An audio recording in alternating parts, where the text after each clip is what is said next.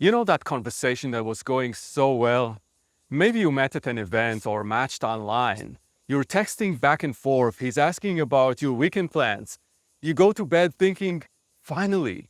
And then, nothing. You send a casual follow up. Still nothing. And now you're left wondering, what the hell did you do wrong? You're not alone in having this experience. It happened to me too many times to count. And it's so common in today's gay dating world that's driven by apps. It's almost become the norm because apps make it so easy to just disappear. No face to face awkwardness, no accountability. They also create a space where there's always another profile to thrive, another conversation to start. So people treat connections as disposable, and ghosting has become something we all have to deal with. And it's not just limited to dates. It can happen with new friends who seemed excited to hang out.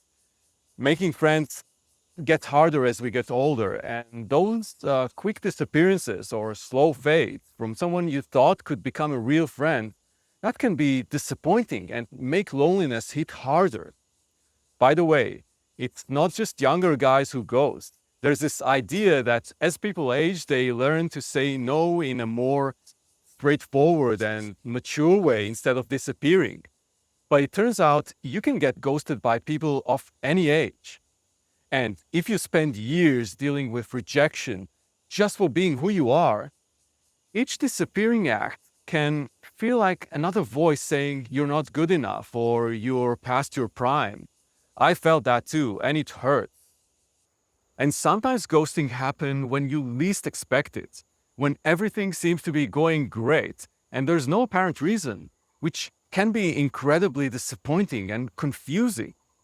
I struggled a lot with how to deal with it, and the first thing that helped me was figuring out why people do it, because here's what I've learned. Most ghosting isn't that kind of rejection people think it is. So let's talk about the three most common reasons why ghosting actually happens.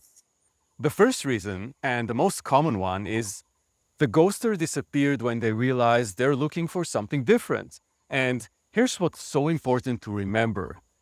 Different doesn't mean better.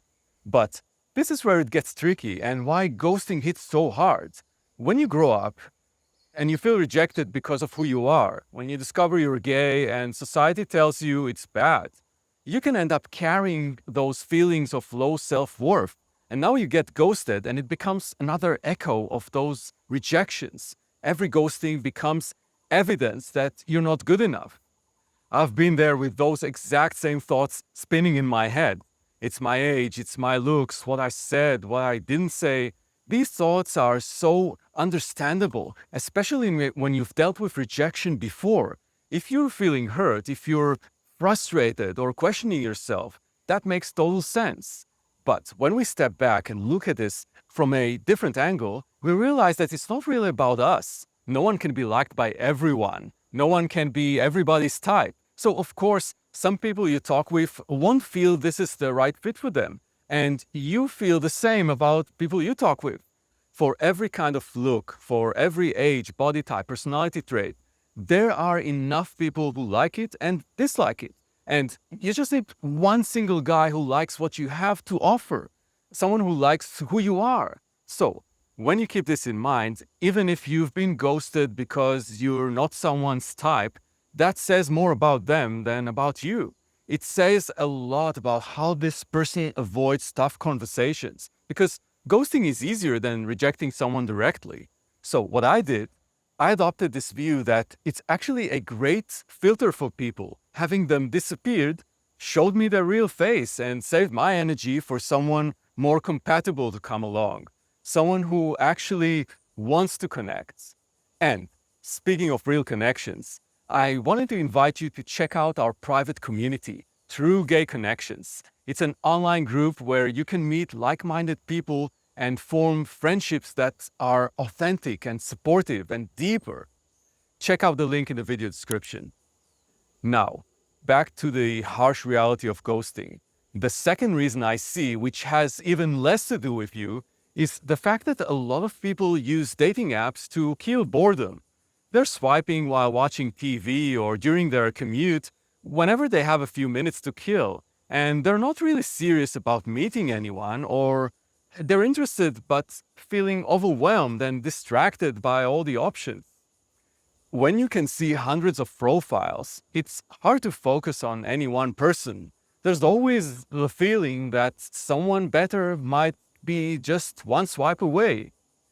They chat with multiple people. They're engaged with, in 10 other conversations. And it's easy for conversations to get left behind. It's a sad reality of the modern dating world.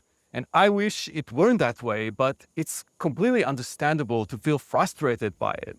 But here's why I wanted to make this video, because as much as these experiences hurt, they shouldn't stop you from going after what you really want. Real connection is still out there, and I believe it's totally worth any challenges we might encounter.